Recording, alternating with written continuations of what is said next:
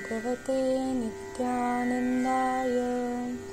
ओम गणपतये नमः। ओम सरस्वत्ये नमः। कधी गणेशपुरी तर कधी काशी, कधी कन्नूर तर कधी उडपी, कधी मद्रास तर कधी मंगळूर, हिमाचल प्रदेश ते कन्याकुमारी अशा अनेक ठिकाणी नित्यानंद बाबांच्या चरणांची अक्षय मुद्रा उमटली आहे। त्यातीलच एक तीर्थस्थळ म्हणजे गुरुवनम। केरळमधील काननगडमधल्या नित्यानंद आश्रमापासून जवळच एक घनदाट जंगल आहे। हा परिसर पूर्वी कोरियानाम म्हणून ओळखला जात असे। या जंगलात कोरागस या नावाने ओळखला जाणारा समुदाय राहत होता, त्यामुळेच कोरतवन हे नाव अस्तित्वात आले। अवधूत परब्रह्म भगवान नित्यानंद युवावस्थेत असताना या ठिकाणी आले व त्यानंतर हे ठिकाण गुरुवनम म्हणून ओळखले जाऊ लागले। याच पवित्र जागेचे महात्म्य सांगणारी स्तुती म्हणजे गुरुवनम स्तुती। पाहूया यातील पहिला श्लोक। निवर्तस्वांधकारात्वं सर्वदेवस्वरूपिणे भक्तप्रियाय दिव्याय नित्यानंदाय ते नमः। चिदाकाश गीतेमध्ये बाबाजी म्हणतात, ज्याप्रमाणे अंधारात चालताना भीती वाटते, प्रकाशात नाही, त्याचप्रमाणे अज्ञान अविद्या हे अंधकार आहेत, तर ज्ञान विद्या म्हणजे प्रकाश होय। याचाच अर्थ असा की एका साधकाची आध्यात्मिक प्रगती तेव्हाच होऊ शकते जेव्हा तो साधक या अविद्येच्या आणि अज्ञानाच्या अंधकारातून बाहेर पडेल। हे अज्ञान दूर करणारे व या अंधाराचा विनाश करून आपल्या अंतरंगात प्रकाश प्रकट करणारे आपले गुरु म्हणजेच स्वामी नित्यानंद होय।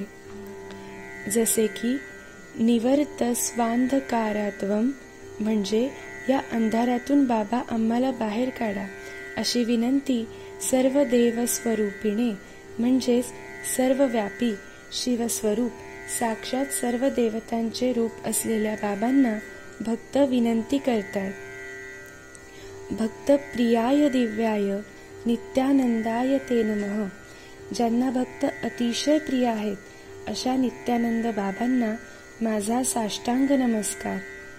हा आहे गुरुवनम स्तुतीतील पहिल्या श्लोकाचा अर्थ। गुरुवनम स्तुतीतील दुसरा श्लोक हा येथील पापनाशिनी गंगेचे महात्म्य सांगतो।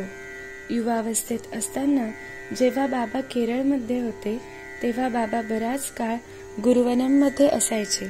त्या काळी गुरुवनम हे विषारी जनावरे व जंगली जनावरांचे वास्तव्य असलेले एक घनदाट जंगल होते। तेव्हा तिथे पाणी उपलब्ध नव्हते। एके दिवशी बाबांनी तेथील एका खडकावर जोरात हात आपटला आणि आपल्या आत्मिक बलाच्या जोरावर बाबांमुळे त्या उजाड टेकडीवरून पाणी वाहू लागले। त्या दिवसापासून आजपर्यंत तिथे निरंतर पाणी वाहत आहे। त्या प्रवाहाचे नामकरण बाबांनी पापनाशिनी गंगा असे केले। येथील जलप्राशन केल्याने वा येथील पाण्यात स्नान केल्याने अनेक भक्तजन त्यांच्या बाबांवरील श्रद्धा आणि भक्तीने व बाबांच्या अतूट कृपेने विविध शारीरिक व मानसिक आजारातून बरे होतात। स्वयमानीत जाह्नवीं भक्तानां तापहारिणी पापनाशिनी ख्यात नित्यानंदाय ते नमः। या श्लोकाचा अर्थ असा की स्वतःच्या अलौकिक शक्तीने भक्तांच्या अडचणी दूर करणारी गंगा, पापनाशिनी गंगा प्रकट करणाऱ्या नित्यानंद बाबांना माझा मनापासून नमस्कार। तिसरा श्लोक हा गुरुवनम मधील गुहेचे वैशिष्ट्य सांगणारा आहे। किशोरावस्थेत असताना बाबा जास्तीत जास्त काळ गुरुवनम मधील गुहेत दिसायचे। या गुहेत अनेक ऋषीमुनी, सिद्धपुरुष, देवदेवता सूक्ष्म रूपात साधना करण्यासाठी व बाबांचे दर्शन घेण्यासाठी येतात। याची अनुभूती अनेकांना आली आहे। एकदा एका मुलाने बाबांना विचारले की या गुहेत आहे तरी काय, तेव्हा भगवान त्या मुलाला हात धरून आत घेऊन गेले आणि त्याला गुहेत गेल्यावर रामायण, महाभारत यातील ऋषी व महान व्यक्तिमत्वांचे दिव्य दर्शन झाले. तो मुलगा नंतर 104 वर्षांपर्यंत जगला. बाबांच्या पवित्र चरण स्पर्शांनी पावन झालेली ही गुहा आजही भक्तगणांना पाहायला मिळते. या गुहेचे महात्म्य सांगणारा श्लोक पुढील प्रमाणे आहे. श्रीपाद स्पर्शनादेव पूतं यत्र गुहांतरं ध्यानाभ्यासेन निरतः स्थानं लोकेषु दुर्लभम. म्हणजे श्री गुरूंच्या पवित्र चरण कमलांनी पावन झालेली ही गुहा ध्यान साधना करण्यासाठी तिन्ही लोकातील एक दुर्मिळ स्थान आहे. पुढील श्लोक या संपूर्ण गुरुवनम क्षेत्राचे संरक्षण करणाऱ्या मलवीर स्वामींचे वर्णन करणारा आहे. गुरुवनम हे परब्रह्म स्वरूपी नित्यानंद बाबांच्या महान शक्तीचे एक परम जागृत स्थान आहे आणि हे जागृत स्थान मलवीर स्वामींद्वारे संरक्षित आहे. मलवीर स्वामिनीः पातुं गुरुशृंगे सदा विचरती शस्त्रहस्ते शिवध्यान परायण. जे शिवांची पूजा करतात, शिवांची आराधना करत आहेत असे हे मलवीर स्वामी हातात शस्त्र घेऊन गुरूंच्या या पवित्र जागेचे रक्षण करण्याकरता या परिसराच्या अवतीभवती फिरत आहेत. आता जाणून घेऊया गुरुवनम मधील आणखीन एका पवित्र स्थानाचे महत्त्व. हे स्थान म्हणजे अष्टसिद्धी मंदिर. अष्टसिद्धी प्रतिष्ठा तु गुरुना स्थापित स्वयं दुर्लभम ईदृश स्थानम दर्शनम शुभकारकम. भगवान नित्यानंदांनी असे सांगितले आहे की भूतकाळात गुरुवनात अनेक सिद्ध पुरुषांचे वास्तव्य असायचे आणि आजही अनेक भक्तजनांना त्याची अनुभूती होत आहे. म्हणूनच बाबांनी तिथे एका वर्तुळात पाषाणाचे 8 स्तंभ उभारून अष्टसिद्धींची त्या ठिकाणी प्रतिष्ठा केली आहे.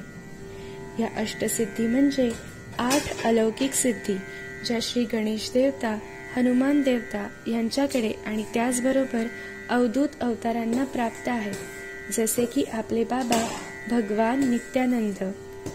या अष्टसिद्धी म्हणजे अनिमा, महिमा, लघिमा, गरिमा, प्राप्ती, प्राकाम्य, ईशित्व आणि वशित्व. आपण सर्व तर केवळ सामान्य भक्त आहोत, त्यामुळे या सिद्धी प्राप्त करण्याची आपल्याला गरज तरी काय, आणि मुळात आपण त्यासाठी पात्र देखील नाही. कारण या सिद्धी प्राप्त करण्याची अपेक्षा करणे म्हणजे एखाद्या न लिहिता वाचता येणाऱ्या अशिक्षित व्यक्तीच्या हातात मोठे पुस्तक वाचायला दिल्यासारखे आहे.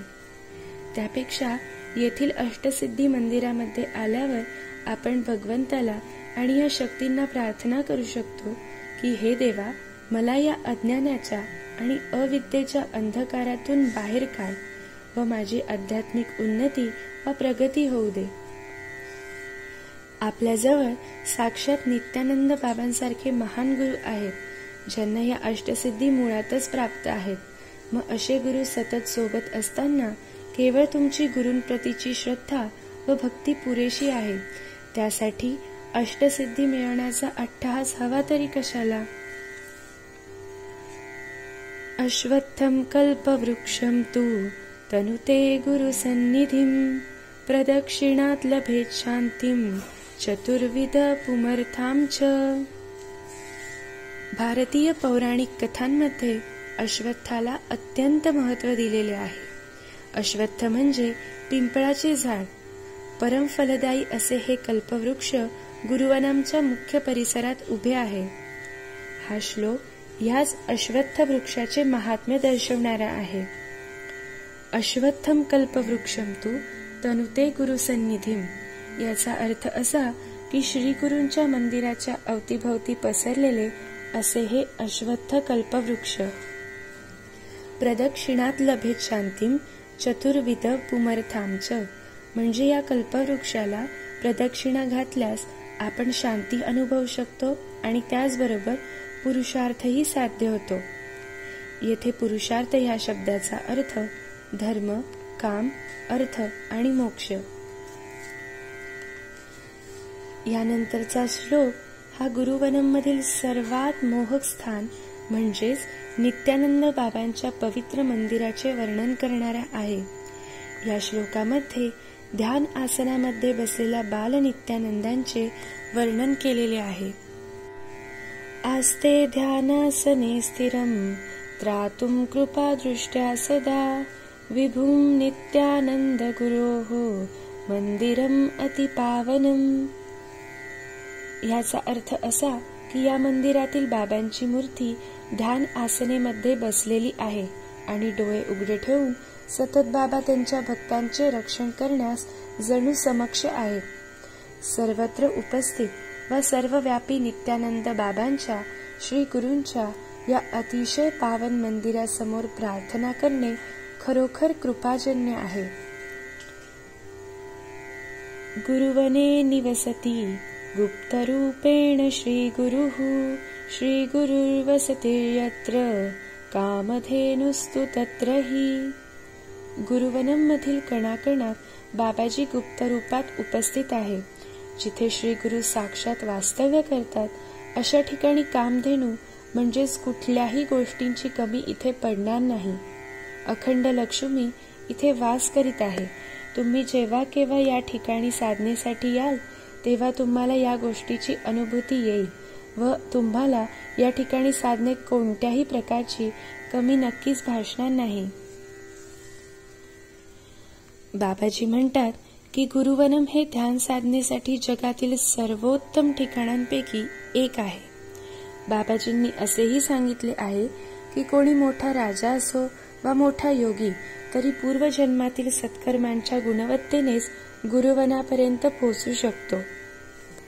एकदा गुजरातमधील त्यांच्या भक्तांशी गुरुवनम विषयी काही तथ्य सांगताना बाबा त्यांना म्हणाले, गुरुवनम मध्ये 50 एकर जमिनीवर पसरलेली झाडे आणि पानांची संख्या मोजणे अशक्य आहे. त्याचप्रमाणे येत्या काही दिवसात मोठ्या संख्येने असंख्य भाविक या पवित्र स्थळाला भेट देतील.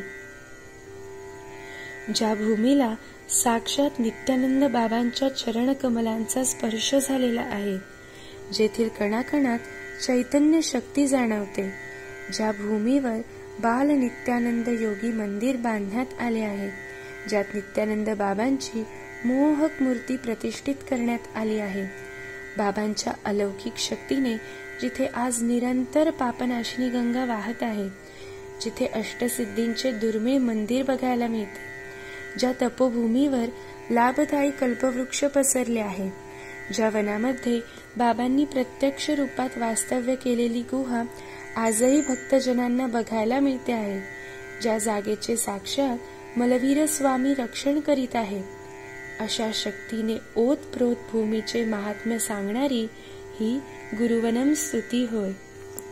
ओम नमो भगवते नित्यानंदाय. ओम नमो भगवते नित्यानंदाय. ओम नमो भगवते नित्यानंदाय.